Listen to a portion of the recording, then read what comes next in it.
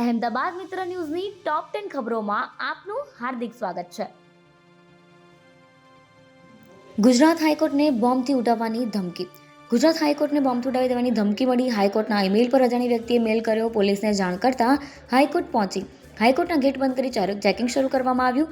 Dog squad અને bomb squad દ્વારા checking શરૂ કરાયું. 6 BDDS બોમ્બ ડિટેક્શન ડિસ્પોઝલ સ્ક્વોડની ટીમ દ્વારા સઘન ચેકિંગ હાથ ધરાઈ રહ્યું છે. હાઈકોર્ટની સુરક્ષા માટે ડીવાયએસપી કક્ષાના અધિકારીઓને નિયુક્ત કરવામાં આવ્યા છે, જેની હેઠળ એસઆરપીની 2 કંપની તથા ટેકનિકલ ઇન્સ્ટ્રુમેન્ટ્સ મૂકવામાં આવ્યા છે. બાંગ્લાદેશીઓના 50થી વધુ બોગસ પાસપોર્ટ બન્યા. ગત 22 એપ્રિલ 2025ના રોજ પહેલગામમાં આતંકીઓએ 26 લોકોને ગોળી મારી દીધી. ત્યારબાદ ગુજરાતમાં બાંગ્લાદેશીઓ પર પણ ધોષ બોલાવવામાં આવી અને 28 એપ્રિલે મિની બાંગ્લાદેશ ગણાતા એવા ચંડોળામાં ઐતિહાસિક ડિમોલિશન હાથ ધરાયું. આ દરમિયાન બાંગ્લાદેશીઓના 550 પાસપોર્ટની અમદાવાદ ક્રાઇમ બ્રાન્ચે તપાસ શરૂ કરી હતી. વહેલી સવારે કાર ચાલકે રસ્તો બાનમાં લીધો. અમદાવાદના પૂર્વ વિસ્તારમાં માતા પિતા માટે લાલબત્તી સમાન કિસ્સો સામે આવ્યો. ઘોડાસર પાસે એક કાર ચાલક યુવક ઘરેથી કયા વિના ગાડી લઈને વહેલી સવારે નીકળ્યો હતો. યુવકે પૂરપાટ ઝડપે ગાડી દોડાવી લોકોના જીવ જોખમમાં મૂક્યા હતા. આ ગાડી પૂરપાટ ઝડપે જઈને એક દુકાન સાથે ટકરાઈ. ત્યારબાદ ગાડી પલટી ખાઈ ગઈ. ગાડીની સ્પીડ એટલી બધી હતી કે બાજુના ડીપીમાં પણ બ્લાસ્ટ થયો હતો અને આ બનાવ અંગે પોલીસને જાણ થતાં સ્થળ પર પહોંચી ગઈ હતી. જોકે આ અંગે કોઈ FIR નોંધવામાં આવી નથી. ફરિયાદ નોંધવામાં નથી આવી. ગુજરાતમાં 1000થી વધુ કોરોનાના એક્ટિવ કેસ.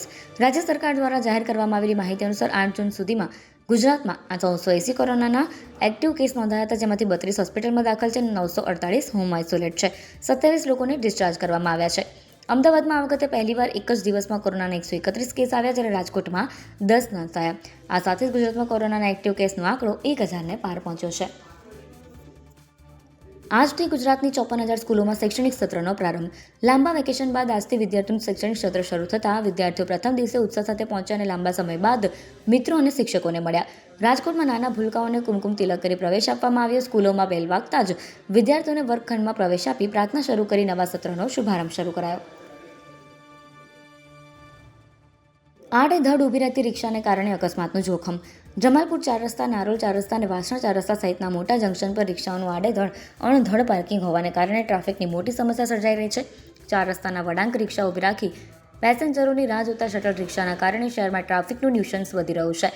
મોટાભાગના રિક્ષા ચાલકો દ્વારા ટ્રાફિકના નિયમોનું પાલન કરવામાં આવતું નથી. તેઓને જ્યારે રિક્ષા વડાવવાની હોય છે ત્યારે તેઓ હાથ કે પગ બતાવીને રિક્ષાનો ટર્ન લઈ લેતા હોય છે.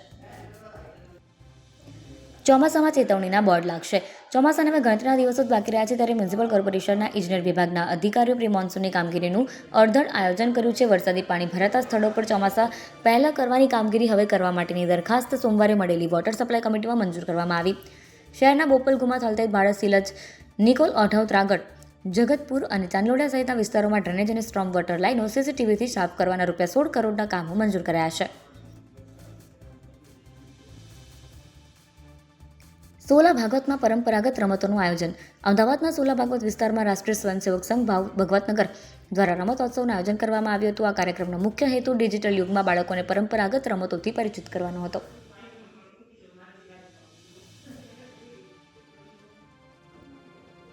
નરેન્દ્ર મોદી સ્ટેડિયમ પાસે રોડ પહોળો કરાશે. મોટેરા વિસ્તારમાં આવેલા નરેન્દ્ર મોદી સ્ટેડિયમની આસપાસ ઓલિમ્પિકને લઈને વિકાસ કરવામાં આવી રહ્યો છે, જેના પગલે સાબરમતી વોર્ડમાં સમાવિષ્ટ ફાઇનલ ટીપી સ્કીમ નંબર 23 સાબરમતીમાં સુભાષનગરથી ગાંધીવાસ થઈ બળદેવનગર સુધીનો અતિ મહત્વનો 24.38 મીટર પહોળાઈના ટીપી રસ્તાને ખુલ્લો કરવાની કામગીરી કરવામાં આવી છે. પશ્ચિમ ઝોનના એસ્ટેટ વિભાગની ટીમ દ્વારા સવારથી જ ટીપી રોડ પર આવનારા તમામ બાંધકામોને તોડવામાં આવ્યા હતા.